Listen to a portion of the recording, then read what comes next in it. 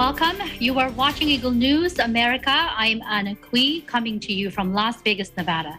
It is Sunday, the 4th day of July, 2021. Happy 4th of July, everyone. We have updates from our correspondents across North America, starting with Thomas Likeness in Edmonton, Alberta. Wildfires scorching large parts of the western Canadian province of British Columbia. Julianne Simbulan in Lancaster, California. Los Angeles urges residents to celebrate 4th of July safely. In Toronto, Joshua Santillana reports about Torontonians joining the Every Child Matters March in support of Indigenous communities in Canada. Jane Rogel takes us to the 4th of July celebrations in Corpus Christi. And still in Texas, Jane Kathleen Gregorio in Corpus Christi reports about the city being ranked top destination for 4th of July fishing.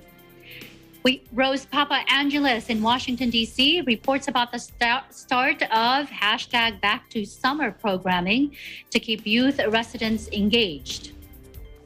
In Pensacola, Keith Daphne Franco will talk about EBC food.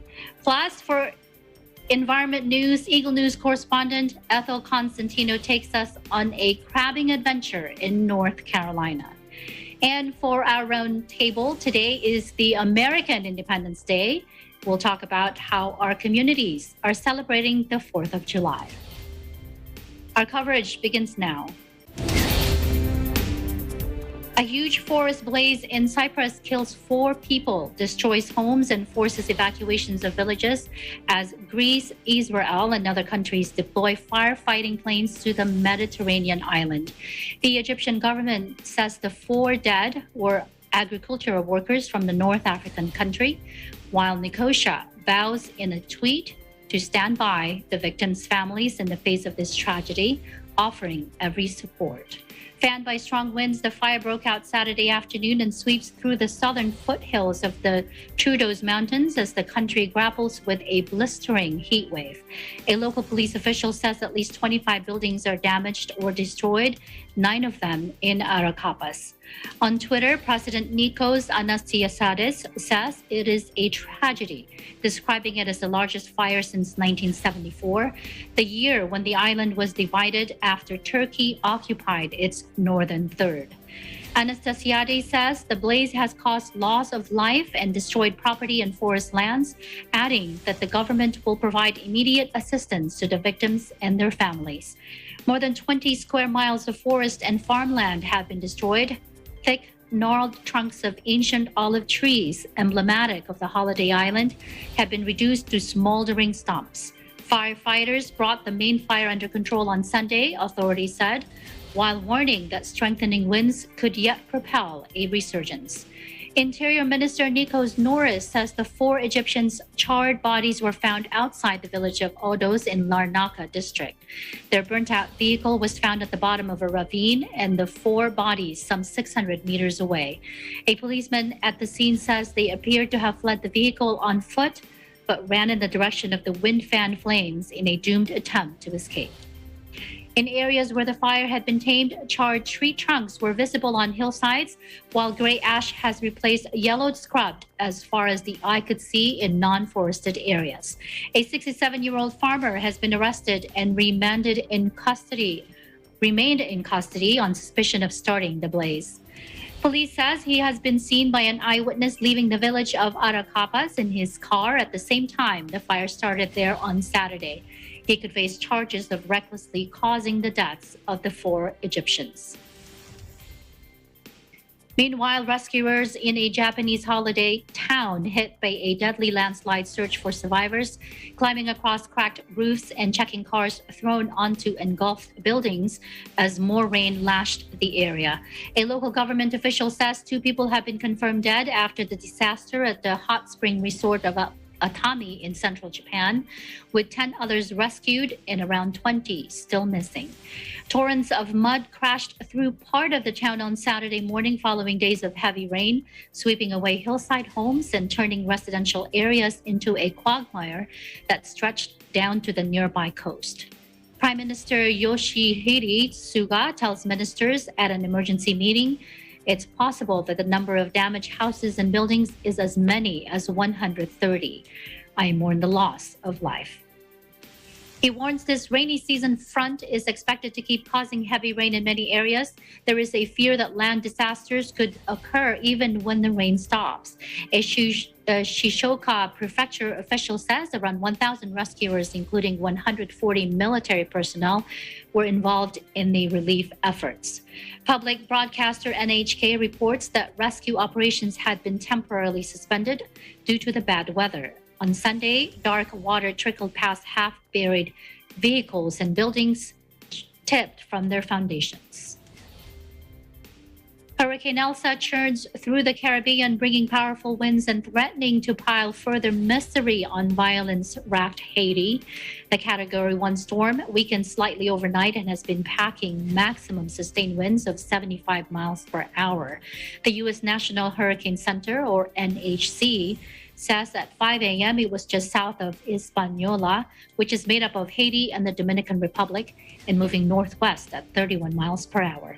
The NHC says on the forecast track, Elsa will move near the southern coast of Hispaniola later today and tonight, and move near Jamaica and portions of eastern Cuba on Sunday. By Monday, Elsa is expected to move across central and western Cuba and head toward the Florida Straits. It says Elsa could bring a tidal surge of as much as 5 feet or 1.5 meters above normal on Cuba's southern coast, up to 4 feet on the southern coast of Hispaniola, and up to 3 feet on the coast of Jamaica. The NHC says rainfall, storms, surges, and strong winds from Elsa could affect the Florida Keys and parts of the Florida Peninsula early next week, but this depends on how the storm behaves this weekend when it hits large Caribbean islands. Hurricane-related weather would be bad news for the Florida town of Surfside near Miami, where rescuers are trying to dig out a collapsed condo building in search of survivors and bodies. In Haiti on Friday, authorities expressed worry that they lack emergency supplies such as food and water. A good part of the emergency resources the government did have were used in another crisis, the evacuation of thousands of people from their homes in Port-au-Prince because of raging gang violence. Jerry Chandler, director of the Haitian Civil Protection Agency, says many of these people are staying in gyms, schools, or other public buildings, and some of the supplies that had been earmarked for the hurricane season have been used on these evacuees. As the hurricane approached, authorities declared a weather alert Friday. Authorities want to ship emergency supplies to the southern coast, which is most threatened, but heavily armed gangs control part of the only road leading from the capital to the south, and they do not let everything through. To reach these threatened areas, Chandler says red zones have to be crossed, referring to gang-held territory. In 2016, Hurricane Matthew killed more than 500 people in southern Haiti and caused nearly $2 billion in damage. In other news, hundreds of supporters of former President of South Africa, Jacob Zuma, remain camped outside his home, vowing to render the country ungovernable if he is jailed. After historically sentencing him to a 15-month term for contempt of court, South Africa's Constitutional Court agreed to hear Zuma's challenge to rescind the order. A surrender deadline has been set to run out on Sunday, but after refusing to testify in a corruption trial, Zuma has shown no sign he will hand himself to the authorities. In a show of force, Zuma loyalists clad in their ANC regalia have been camped outside their embattled leader's Nakandla homestead in KwaZulu-Natal province for weeks. Some on Sunday were singing, "Don't rush the war, war kills." Vowing to protect Zuma against jail time, the protesters call for President Cyril Ramaphosa to step down. We are here to say Ramaphosa must step down. Back ANC from Stellenbosch. Must step down. ANC As from Monday. As from Monday. We will make the country ungovernable.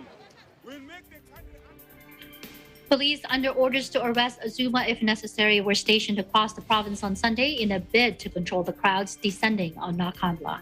The Jacob Zuma Foundation says he would address the media Sunday. If the 79-year-old fails to turn himself in by Sunday, police will be given a further 3 days to arrest him. And now for COVID news. Indonesia imposes a partial lockdown on Saturday in the capital Jakarta, across the main island of Java, and on Bali, as the Southeast Asian nation grapples with an unprecedented wave of coronavirus infections. Mosques, restaurants, and shopping malls have been shuttered in virus hotspots around the Muslim majority country, which records more than 25,000 new cases and 539 deaths Friday, both new daily records.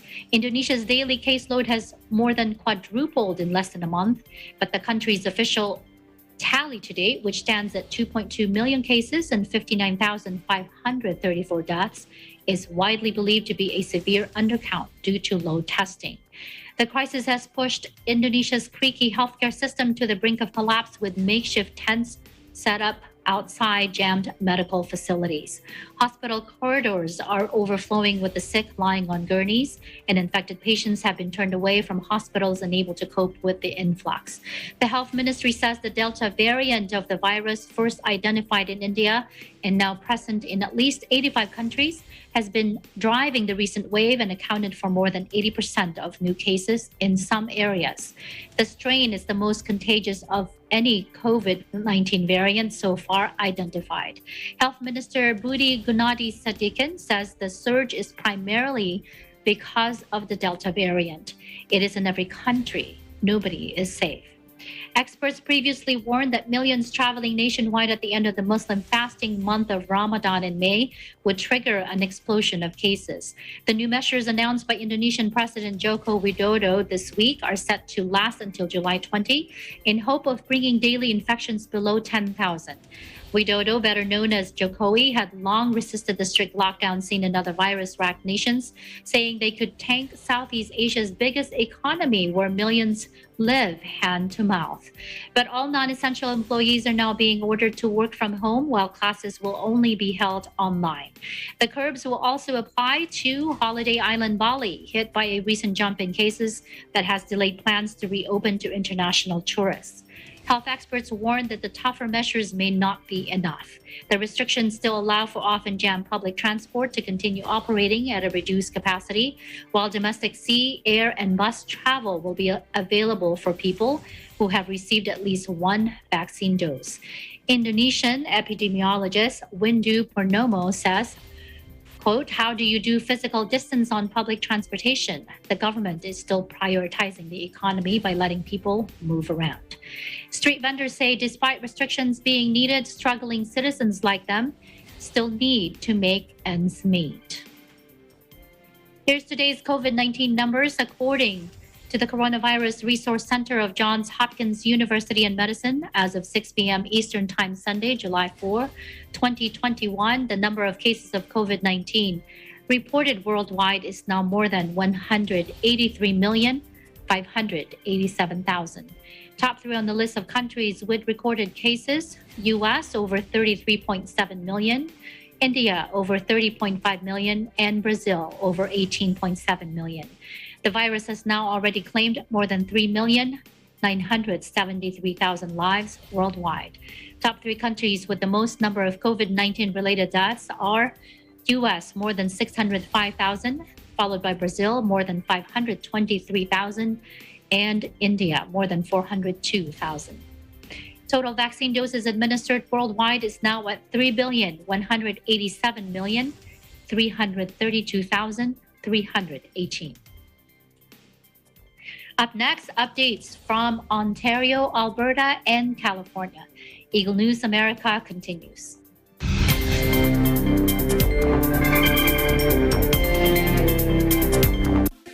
Factual, We have to defeat the virus everywhere. timely information, balanced, not only in the country, but also abroad. I'm certain of one thing. Interviews that people need to know. Watch Aguila Pilipinas, a one-hour newscast of reports coming from regional hubs in Luzon, Visayas, and Mindanao. Know the important updates in Asia in ASEAN in Focus.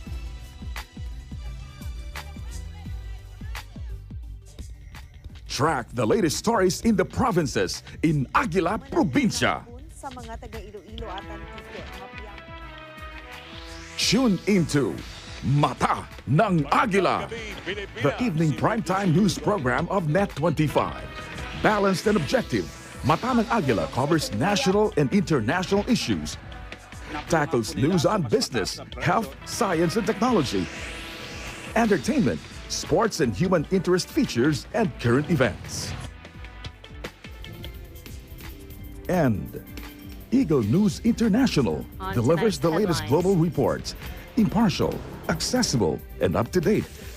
It brings to fore EBC's rich international scope and access to valuable information streams. Well, thank you to thank our health outdoor Catch these programs on Net25.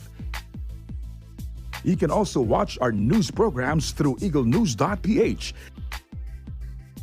and Eagle News Facebook page and YouTube channel.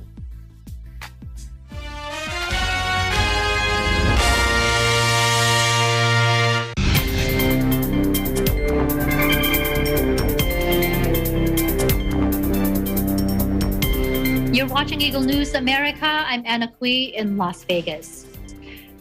After the disturbing discovery of hundreds of Indigenous graves in residential schools in Canada, communities in Toronto come together in a walk called Every Child Matters. Eagle News correspondent Joshua Santillana reports. On Thursday, July 1st, thousands of people in Toronto gathered to participate in the Every Child Matters Walk, headed by Toronto Council Fire, a non-profit organization supporting Indigenous peoples in the city. The walk was done to show support to residential school survivors and the thousands of children who died at Kamloops Brandon Co-SS. Toronto Mayor John Tory joins the walk in solidarity with Toronto's Indigenous community. In a tweet, he writes, "On Canada Day, we must reflect and grapple with our country's shameful past and reaffirm our commitment to supporting Indigenous peoples in our pursuit of truth and reconciliation." In light of the recent discoveries of mass graves of Indigenous children in residential schools in British Columbia and Saskatchewan, many Canadians and politicians this Canada Day choose to reflect on the country's true history and residential school system. According to the Indigenous Peoples Atlas of Canada, the residential school system was just one tool in a broader plan of aggressive assimilation and colonization of Indigenous peoples and territories in Canada. Contrary to popular belief that the residential school system lies far in the early years of Canada's 153-year history, the schools operated for more than 160 years, with the last school closed in Saskatchewan only 25 years ago in 1996. In a statement released by Chief Shining Turtle and the Council of Whitefish River First Nation, it states that a conservative number of children that went into the care of these schools and who never returned to their families is approximately 6,000. These children and those who survived these schools endured physical, psychological, and often sexual abuse at the hands of their so-called educators.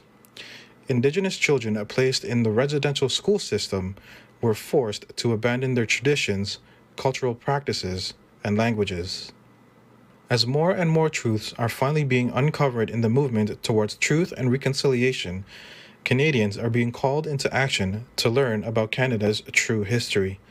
Chief Shining Turtle states that, for too long, Canadians have hid behind their ignorance, or have dismissed the stories of survivors as too horrible to be real. Now, there can be no doubt. The true story of Canada's history must be rewritten, and it must be learned. Canadians are even more encouraged to learn about the treaties that govern the shared lands and waters, to educate themselves about the Truth and Reconciliation Commission, and to hold accountable for those responsible for the cultural genocide imposed on Indigenous peoples. As Anishinaabe Nation Lake Huron Regional Deputy Grand Council Chief Travis Bossonneau states, "As citizens of this country, we must all come together to learn the truth, speak the truth, and teach the truth of this country, so that we can collectively move forward, heal, and prosper. We must do right by our children. Their journey is not over, and neither is ours. In Toronto, Joshua Santillana, Eagle News. We live in interesting times. Thank you, Joshua, for your report. Still in Canada, the heat wave in Canada causes wildfires to burn across the western province of British Columbia. In Alberta, Bureau Chief Thomas Likeness has the story. Thomas? Thanks, Anna. Well, wildfire season is in full swing in British Columbia, and the BC Wildfire Service is finding itself somewhat overwhelmed.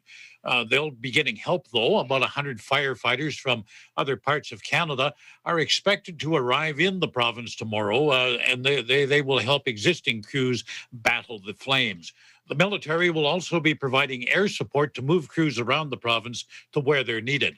Now, Anna, to give you an idea of just how bad this situation is, let me give you a quick lesson on the topography of British Columbia. 2/3 of the province is mountainous, and most of that is covered in thick, dense forests. Few people live there. The southern interior of the province is a semi-desert region, and that recent heat wave, and that heat wave is still going on there. Temperatures are going to rise again next week, but the heat wave and general warming over the years has left the province pretty much as dry as a dog biscuit. Soil moisture is gone, and that's created prime conditions for forest fires. The wildfire season started about a month ago, and today there's about 176 fires burning, 70% of them caused by lightning. About 40% are burning out of control. Now, the fire danger in most of the province is rated as high to extreme. The province's wildfire service is playing whack-a-mole trying to put the fires out. You know, some much-needed rain fell overnight in the northern part of the province, and that helped the battle against 3 fires of concern. But the rain was a mixed blessing. Forestry officials say lightning strikes sparked another trio of blazes. So you get some under control here, and you got more popping up over here. Whack-a-mole. These fires are destructive and deadly. Let me tell you about the village of Lytton.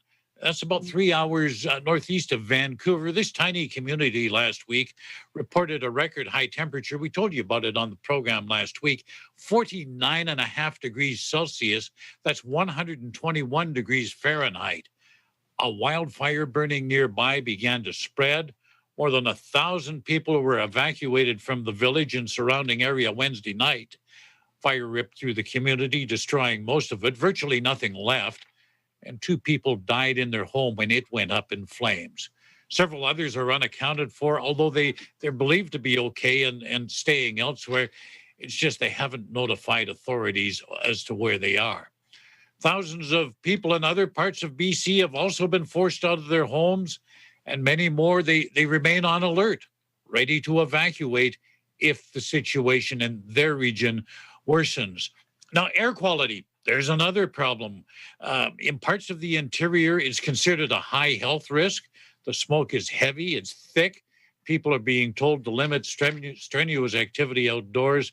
Children and the elderly should stay inside, and obviously anybody with respiratory problems shouldn't be venturing outside either. Meteorologists say the air quality is not going to improve anytime soon. People are going to just have to be cautious for the next several days. What we're seeing here leaves little doubt that we're in the midst of climate change, and with that change, we're going to have to adapt. I mean, you can debate the cause as to what's causing the change, but the bottom line is it is climate change, and its effects, well, they're with us. So stay safe. In Edmonton, Canada, Thomas I. Likeness, Eagle News. We live in interesting times. Back to you, Anna. Thank you, Thomas, for your reporting. We're barely into the summer, right? What does the rest of the summer look like for British Columbia? Hannah, not good. The folks predicting the weather for British Columbia are telling us this is an unusually hot, dry year. The heat wave got things going much earlier than normal, and they say the hot weather will last the entire summer. It's also going to be smoky because the fires are going to continue. If there is rain, it'll wash some of the smoke out of the air, But often with the rain during the hot weather, as we mentioned a bit earlier, there's accompanying thunderstorms. And with thunderstorms, you've got lightning strikes, and that sparks more fires. So again, it's whack-a-mole. We get a few fires under control, but new ones pop up. Anna? Yes, in your report, I mean, you mentioned there's 70 fires that are burning. 176. 176. I missed 100 there. I 70, mean, you were right about the 70. Now, those were caused by lightning. oh my goodness, I missed about 100. What now? With that, what advice are emergency preparedness officials giving to people in high risk areas, Thomas? Pretty much anyone living outside the major city of Vancouver or Victoria, they're being told to keep a go bag ready. And this is advice, though, I think we should all heed. We should all keep in mind, because there's not only wildfires, there's house fires, there's calamities of all sorts that can suddenly strike us. In my neck of the woods, my danger in Edmonton, I'm more likely to be hit by a tornado because we're too far in a big city to be affected by a wildfire. But you want to keep a go bag handy. And what should you include in it? Well, keep some cash and small bills, because if power is knocked out, nobody can process a credit card. Copies of important documents, of course, including your insurance papers, first aid kits, your medications, some non-perishable food, and very, very important, water, at least 4 liters of it, a phone charger, some seasonal clothing, sturdy footwear, and a battery-powered or hand-cranked radio. Radio, what are you talking about, Thomas? The 21st century, we've got the internet, we got cell phones. Well, let me tell you why the radio is important. It's to hear emergency bulletins, because, you rely on the internet. That service and even cell service may not be available by calamities. We had cell service in northern Alberta knocked out by wildfires because the towers were in the midst of those fires. So you got to go old school. Radio. Emergency crews use radio. They don't call each other on cell phones. So always be prepared. If an evacuation order comes or fire breaks out in your home, you don't have time to look for the important things you've squirreled away. If you do have to leave your home, make sure you also register with emergency authorities, whether you need their help or not, whether you got another place to go than the evacuation center. And that way, they're not going to waste a lot of time looking for you, thinking you're unaccounted for. But bottom line, Anna, be prepared. That's absolutely right, Thomas, because we never know. Like you mentioned, it doesn't matter. It's always good to have that emergency bag and batteries for your radio, right? Batteries for your radio. Or you can buy these hand crank ones. They use a Bayless generator. You crank it for 30 seconds and you get 30 minutes of radio. It's got a little flashlight attached to it as well. They're great. Crank radios.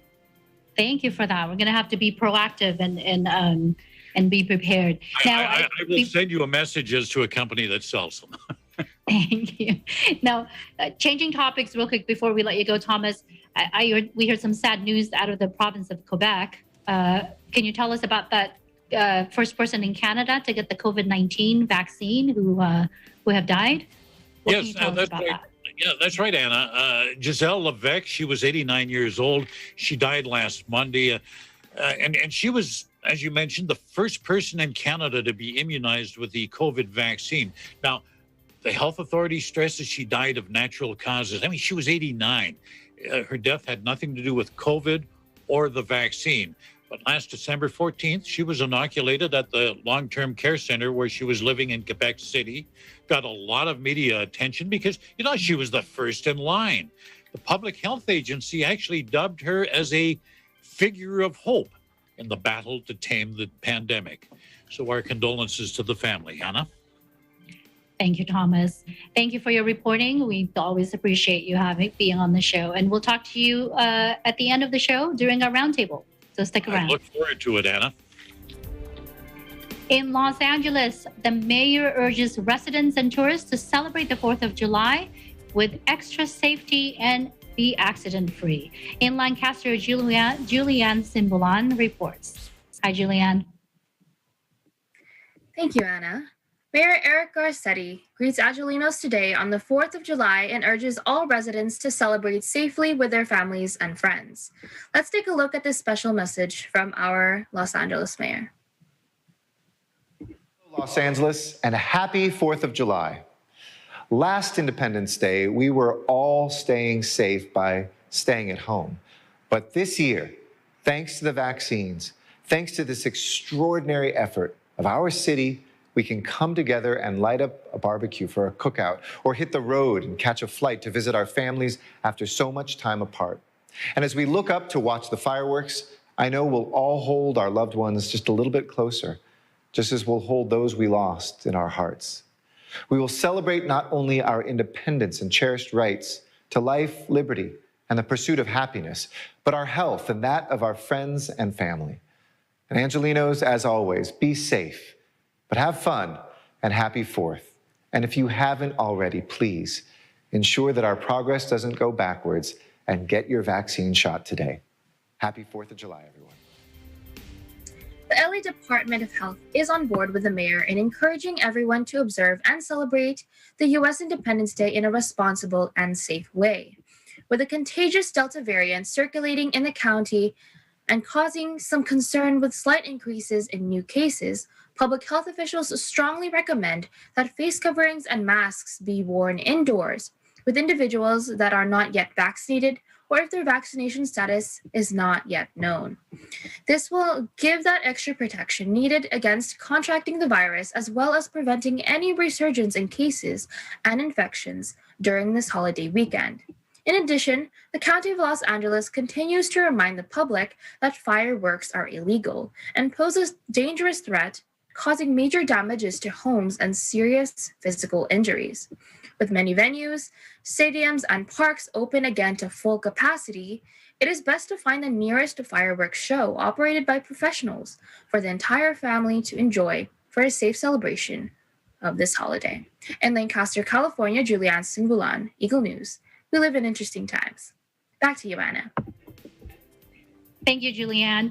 Now, you mentioned fireworks. So what can you tell us about fireworks, especially there in your neighborhood? So Anna, in my neighborhood, people have already been setting off fireworks, despite it not being the 4th of July yet. Actually, just last night, there were a number of them going off. Tonight, I'm definitely expecting more fireworks to be set off, since today is the occasion for them. I just urge my neighbors to be considerate of our pets that don't take so kindly to the noises. Anna. Yes, I agree. We have 2 dogs, and we've heard fireworks in our neighborhood as well. Actually, as early as Wednesday. So, and you mentioned also professional fireworks. That's better than watching your neighbors. Where do you plan to go? Actually, yes, Anna. Many Lancaster residents are already there at the AV Fairgrounds today, starting at 5 p.m. to watch the 4th of July fireworks extravaganza. There is live entertainment, the rural Olympic events like the potato race and tug of war, the presentation of colors, and even the national anthem. It definitely is great fun for the entire family. Grandstand tickets have been sold out, but there are still seats at the AV Fairgrounds, and Lancaster residents just need to bring their chairs and blankets along. In fact, I will be going there right after this broadcast. So, well, be safe and don't go without chatting with us for a bit during our roundtable. Julianne, thank you for your report. Thank you.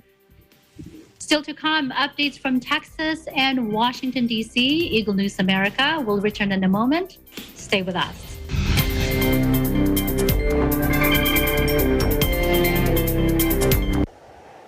Innovation, digital disruption, globalization. Startups, micro, small, and medium enterprises, as well as large corporations, all face interesting challenges in the market today.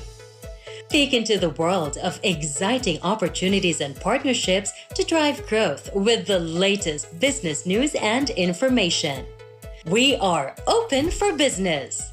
Your weekly dose of entrepreneurial inspiration to update you on the latest developments in the world of business. Get up close and personal with CEOs and thought leaders to help you discover valuable insights, Sharpen your instincts for smart decision making with the latest markets and economic trends, disruptive ideas, global innovation, social entrepreneurship, and other leading-edge business ideas. Join the conversations to create a more vibrant environment for entrepreneurship. Catch Open for Business, from vision to action.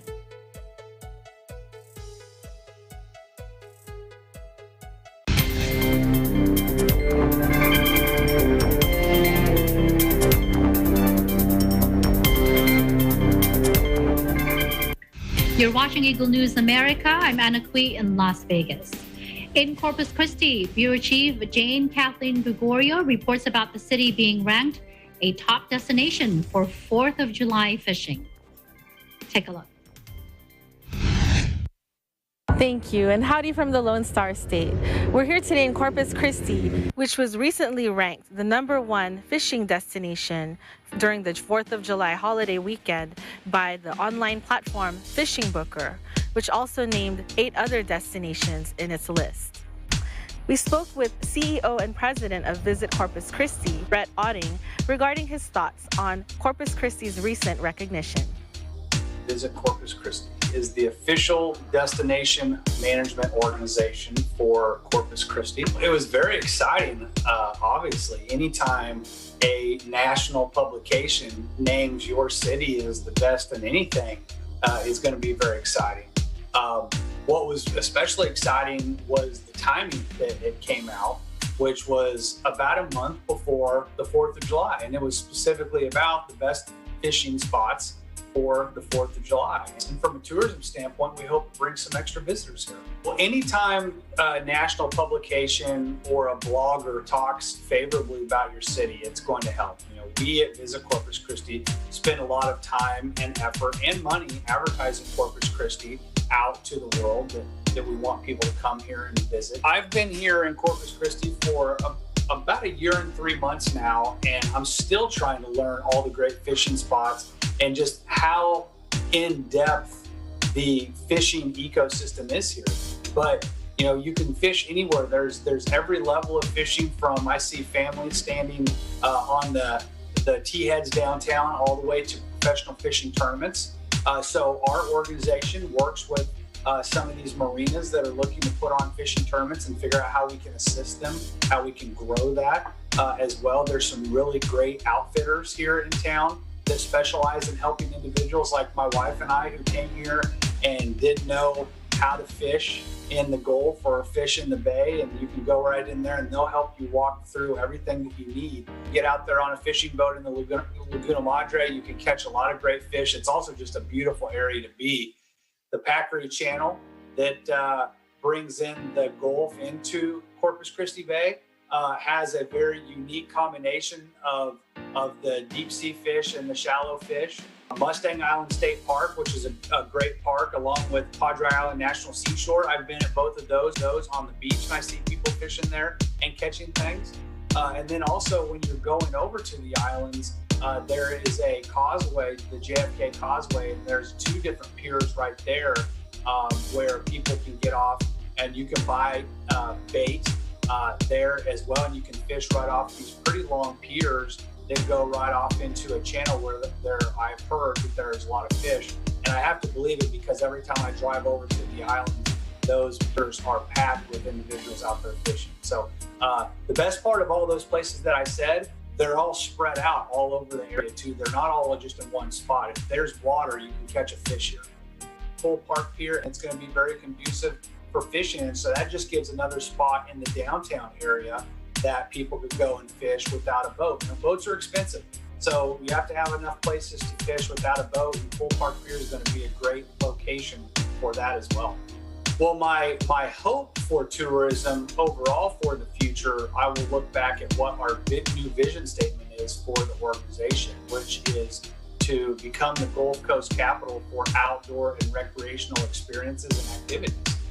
So we really look at all the different things that you can do in Corpus Christi and what our competitive set is versus other beach destinations. Most other beach destinations, especially those on the Gulf, really just market to people to come sit on the beach and have a great time at the beach, and that's fun. But what you can do here is all kinds of different things, and the water sports is probably the number one other outdoor activity other than just spending time on the beach, and that is all led with the fishing. So we're going to continue to try to capitalize on understanding the intricacies of fishing all the way from a beginner level to an expert level. And we're going to continue to try to market on that as we market to other people to come to the beach and come to some of our world-class attractions like the Texas State Aquarium, USS Lexington. You know, those are two of the more popular attractions, well-known attractions in the country, not just in South Texas. So we have a lot going for us down here, but definitely fishing is something that we can continue to capitalize because we're very unique in that we have the opportunity for people to come and do deep sea fishing and catch a shark or a marlin or a tuna all the way into going boat fishing in the inshore fishing to standing on a dock and fishing with their kids. In Corpus Christi, Texas, I'm Jane Kathleen Gregorio, Eagle News. Thank you, Jane Kathleen. I was hoping to see you there with a fish in your arms. Thank you for that. In the nation's capital, the district celebrated the start of its hashtag Back to Summer programming in its aim to engage youth residents in various activities for the season. This story from Rose Papaangelis. Thank you. Washington, D.C. Mayor Muriel Bowser joins D.C. kids and community members at Edgewood Recreation Center to kick off several annual summer programming initiatives, as well as announce a partnership with several organizations to offer elementary D.C. students a new platform to sharpen their reading skills over the summer. This also includes the opportunity to win exciting prizes as part of the D.C. Public Library's Read 20 Summer Reading Challenge. Partnering with the district are Amira Learning, DC United, the Washington Nationals, and the Washington football team. The event also marks the launch of the 2021 Marion Barry Summer Youth Employment Program and the first day of Department of Parks and Recreation summer camps. Mayor Bowser says after a tough year, students and families deserve a fun summer and the chance to be back together with their friends, coaches, camp counselors, teachers, and mentors. She adds, with the Summer Reading Challenge, the return of camps, and the Mayor Marion S. Barry Summer Youth Employment Program, the summer offered is filled with opportunity for DC's young people. According to the mayor, the other focus remains getting all young people 12 and older vaccinated against COVID-19. This summer, through several philanthropic donations, the district is partnering with Houghton Mifflin Harcourt and Amira Learning to offer its first-of-its-kind personalized artificial intelligence or AI reading tutor software to rising 2nd through 5th grade students in DC public schools and in 7 DC public charter LEAs. Amira's technology uses artificial intelligence to listen to a child as they read and respond along the way.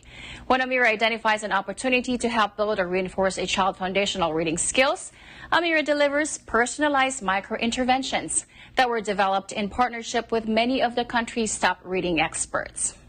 Students who sign up for DCPL's Summer Challenge can also log their time in Amira to earn a special Amira badge, and it will also count toward their Read 20 goal. Mark Angel, CEO and co-founder of Amira Learning, says reading is life's most important skill. With a significant decline in reading and learning over the pandemic, Angel says Amira Learning has taken actions with DC, the leader of high-dosage tutoring, to provide the tools and practice for students to become great readers. Angel adds Amira uses AI or artificial intelligence to make practice fun and productive. Amira listens as a child reads aloud, then provides personalized tutoring and encouragement to build reading skills. Running from June 1st to August 31st, the city's Summer Challenge Read 20 aims to reduce summer slide by gamifying summer learning.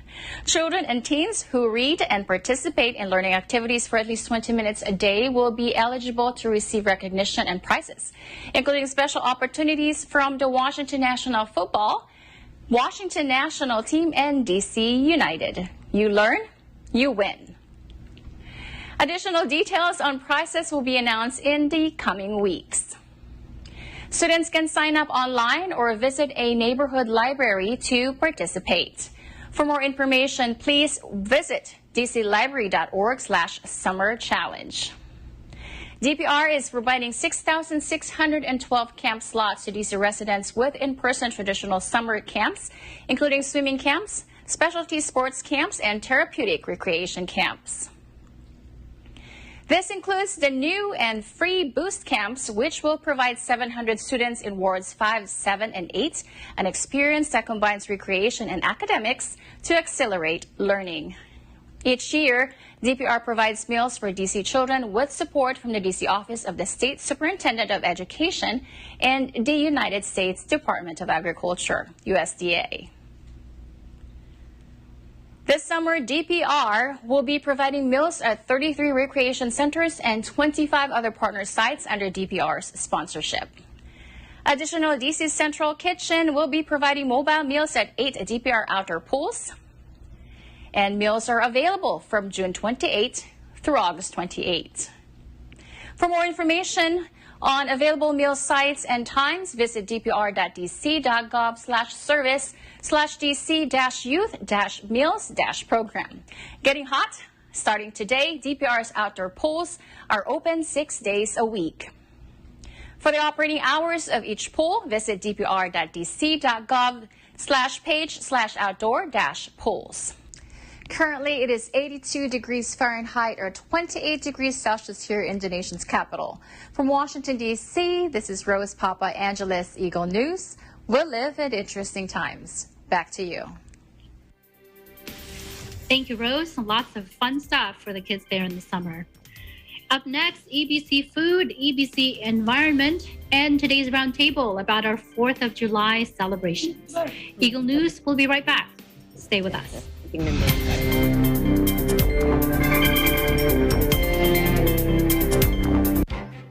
Events happen around us all the time, in our community, in our country, around the world.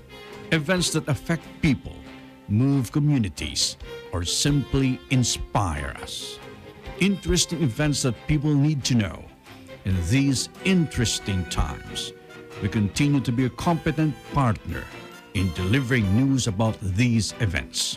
Fast, accurate, balanced. Eagle News, because we live in interesting times.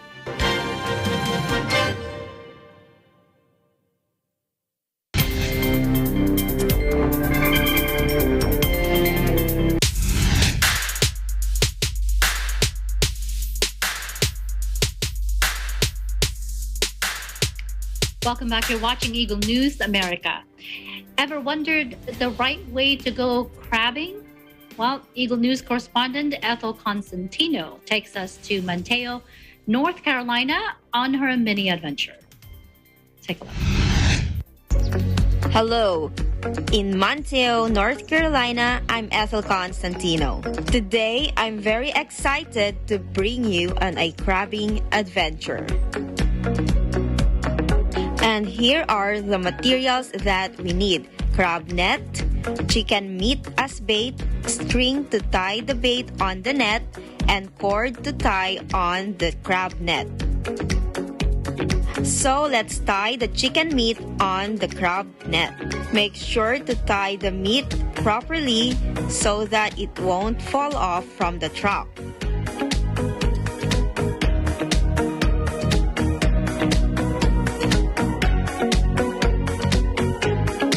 Then tie the cord properly on the crab net. We will use this to lower the net into the water and pull it up to check if there's a crab inside. So now we are ready to go. Let's lower this crab net into the water.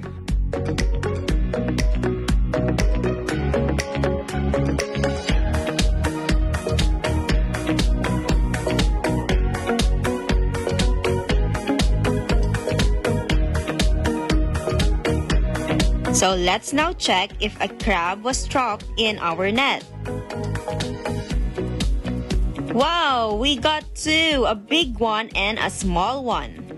Take note that In North Carolina, the minimum size of a crab that we can bring home is 5 inches.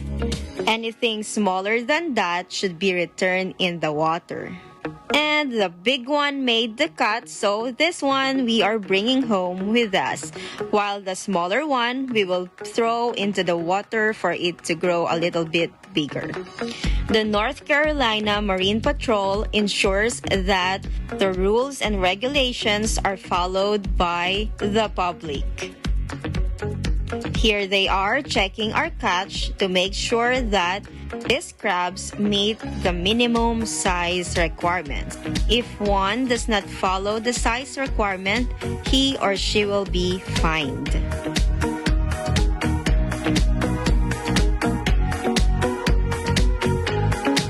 And the adventure continues. And here's another one. Look!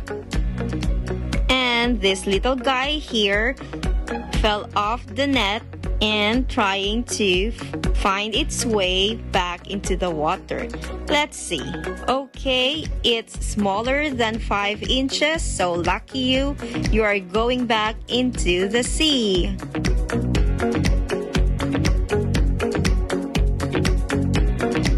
Aside from crabbing, Montiel, North Carolina is also popular for fishing.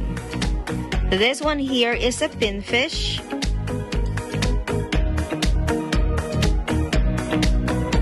While this one is a speckled trout.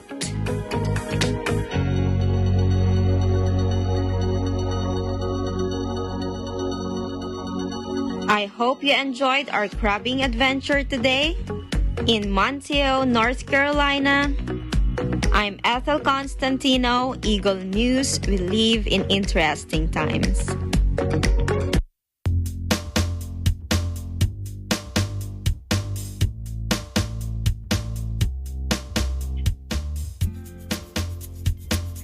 Thank you so much, Ethel. Before we go into the roundtable, I just have to say she really made that look easy, right? And so much fun. I was wondering how she was going to measure the crabs, but I guess she came prepared with all that equipment. So thank you, Ethel. And that's something we might try one of these days. Now, time for our roundtable. Months before today, we read about many U.S. cities and thousands of Americans eager to host an Independence Day that resembled some version of a normal one. We heard about cities holding fireworks. Julianne is probably getting ready to go to see a professional firework display. So let's talk about it, team. Besides the fireworks, what is your usual 4th of July celebration, Julianne? For 4th of July, apart from, watching a fireworks show, it's kind of just family time, just spending time with family and just eating, yes, good dinner and, just enjoying the fireworks show because it is mainly, surrounded by the fireworks show. Yes. So what about you, Thomas, over there in Canada? I know that it's not exactly it's far different from Independence Day, but I know you lived here in the U.S. for some time, so you can tell us about that. It's been a little over 4 decades since I attended a 4th of July celebration down there. But the two things I remember were, of course, the fireworks and the community barbecues where whole neighborhoods or whole small communities got together. Businesses even sponsored them. But you know what I really found about the 4th of July, and I really admire this. Americans, they wear their hearts on their sleeves. I've got to say, I admire the patriotism. You make the 4th of July an event. It's just not an observation. We've marked X number of years this year. It's an event. People get involved. You know what it's like? What it's like? Think back to high school sports and so on. But now we're all adults. What it's like is this gigantic national pep rally. That's what it comes across to me as. And people walk away from it. You set aside your differences for a little bit. People walk away for it with some pride in their country, and they feel good. And when I say it's a gigantic national pep rally, I don't mean that as a bad thing. I mean, I really admire that you have that much feeling about the country. Yes, Thomas. I mean, I get what you're saying when, like with the pep rally, it just means like it's a celebration. It's a feel good event where everybody's just kind of rooting for the same thing, right? So I get what I get what you meant by that. And I think a lot of that has to do as to how the country was founded. I mean, you dumped a bunch of tea into the Boston Harbor to rebel against taxation by a king that had nothing to do with you. So you band together against a common enemy, and I think that's prevailed since 1776. Exactly, it is really worth something to celebrate. Now, I mean, I hate to bring up last year, but did you, Julianne? Did you do anything for July 4th last year? Last year, I didn't do anything because it was under quarantine. But I still spent time with my family. That was really the main thing. Yes. Yes, absolutely. I know last year here, I remember that we still heard fireworks around the neighborhood, but of course, the rest of the city of Las Vegas was pretty quiet. But I've got to ask both of you, are you getting used to no restrictions? Well, for me, Julianne, actually, what about you first? It's taking a little bit to get used to. Because you kind of just see people walking around now. You say, oh, this is just like when it was before quarantine, because, especially if you spent a whole year inside, it becomes a little bit unusual to see people kind of just walking around, especially when you've become used to seeing nobody around. So it's taking you become kind of a hermit almost, Yes, me too. It's getting it's hard for me to get used to seeing a lot of people on the not just on the roads, but everywhere you go now. The markings on the floors of most grocery stores, they're gone. No more social distancing. It's really it takes time getting used to, I must say, Thomas. Now, before we have just a few more seconds, here in Las Vegas, there will be fireworks display professionally done. Some hotel properties are going to be shooting them off from the rooftops starting at 11 p.m. And before we go, we can't forget to remember our healthcare workers, frontline workers, essential workers. We hope that they also would have time to celebrate 4th of July in their own special way. So let's go ahead and give them a much-deserved round of applause, Thomas and Julianne. We appreciate everything that you do for us. That is today's Eagle News America. Thank you so much for joining us. I'm Anna Clee, and we live in interesting times.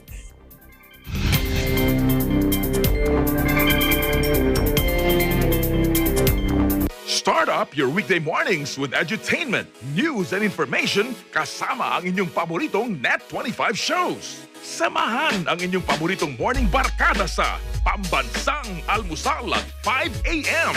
Tatalakayin mga pangunahing balita sa pagtutulungan ng Radyo Agila at Net25. Samahan